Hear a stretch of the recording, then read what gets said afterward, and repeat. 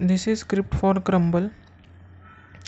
Now public class crumble mono behavior, private player, private rigid body 2D RB, public int time to collapse, private int time to left, public int time to restore, private int restore time, private float start y, private float start x. Use this for initialization.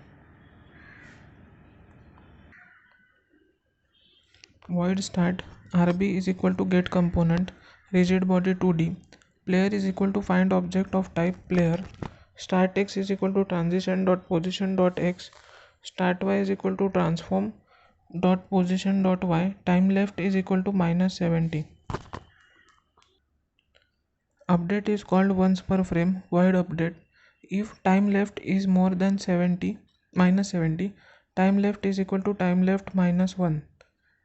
If time left is equal to 0, rb dot constraints rigid body constraint 2D dot known. If time left is equal to -62, get component renderer dot enabled is equal to false. Restore time is equal to time to restore. If restore time is more than 0, restore time is equal to restore time -1. If restore time is equal to 2, transform dot position is equal to new vector 3 start x comma start y. Transform dot rotation is equal to quaternion dot identity. Get component rigid body 2D dot velocity is equal to vector 3 dot 0. rb dot constraints is equal to rigid body constraint 2D dot freeze all.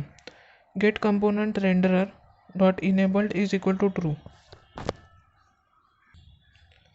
Void on collision enter 2D collision 2D other. If other dot game object dot tag is equal to player, time left is equal to time to collapse. When the player touches the collider, that begins the countdown, which will be a value chosen in the inspector.